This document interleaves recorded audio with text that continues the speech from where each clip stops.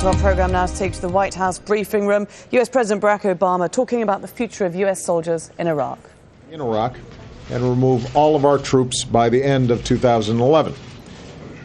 As Commander-in-Chief, ensuring the success of this strategy has been one of my highest national security priorities. Last year, I announced the end to our combat mission in Iraq, and to date, we've removed more than 100,000 troops. Iraqis have taken full responsibility for their country's security. A few hours ago, I spoke with Iraqi Prime Minister Maliki. I reaffirmed that the United States keeps its commitments. He spoke of the determination of the Iraqi people to forge their own future. We are in full agreement about how to move forward. So, today, I can report that, as promised, the rest of our troops in Iraq will come home by the end of the year. After nearly 9 years, America's war in Iraq will be over. Over the next 2 months, our troops in Iraq, tens of thousands of them, will pack up their gear and board convoys for the journey home. The last American soldier will cross the border out of Iraq with their heads held high, proud of their success, and knowing that the American people stand united in our support for our troops. That is how America's military efforts in Iraq will end. But even as we mark this important milestone, we're also moving into a new phase in the relationship between the United States and Iraq. As of January 1st, and in keeping with our strategic framework agreement with Iraq, it will be a normal relationship between sovereign nations, an equal partnership based on mutual interests and mutual respect. In today's conversation, Prime Minister Maliki and I agreed that a meeting of the Higher Coordinating Committee of the Strategic Framework Agreement will convene in the coming weeks. And I invited the Prime Minister to come to the White House in December as we plan for all the important work that we have to do together. This will be a strong and enduring partnership. With our diplomats and civilian advisors in the lead, we'll help Iraqis strengthen institutions that are just, representative, and accountable. We'll build new ties of trade and of commerce, culture, and education that unleash the potential of the Iraqi people. We'll partner with an Iraq that contributes to regional security and peace, just as we insist that other nations respect Iraq's sovereignty.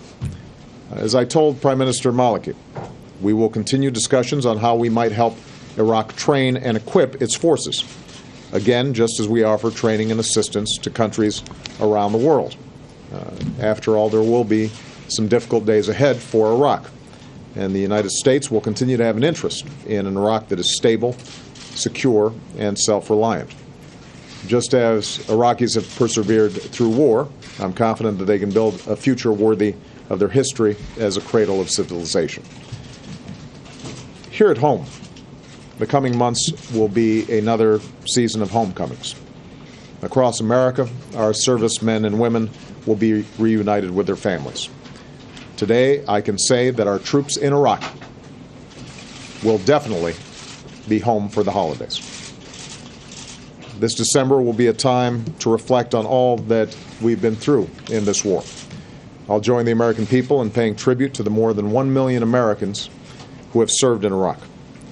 We'll honor our many wounded warriors and the nearly 4,500 American patriots and their Iraqi and coalition partners who gave their lives to this effort. And finally, I would note that the end of war in Iraq reflects a larger transition. The tide of war is receding. The drawdown in Iraq allowed us to refocus our fight against al-Qaeda and achieve major victories against its leadership, including Osama bin Laden. Now, even as we remove our last troops from Iraq, we're beginning to bring our troops home from Afghanistan, where we've begun a transition to Afghan security in leadership.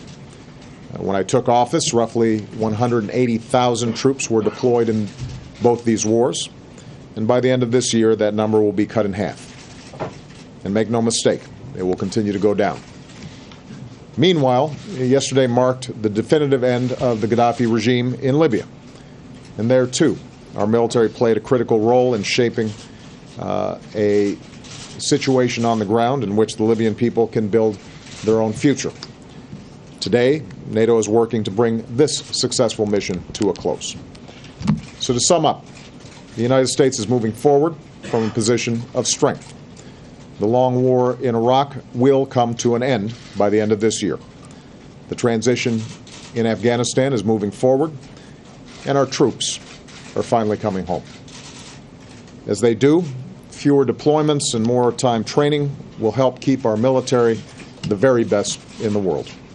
And as we welcome home our newest veterans, we'll never stop working to give them and their families the care, the benefits, and the opportunities that they have earned. This includes enlisting our veterans in the greatest challenge that we now face as a nation, creating opportunity and jobs in this country. Because after a decade of war, the nation that we need to build, and the nation that we will build, is our own.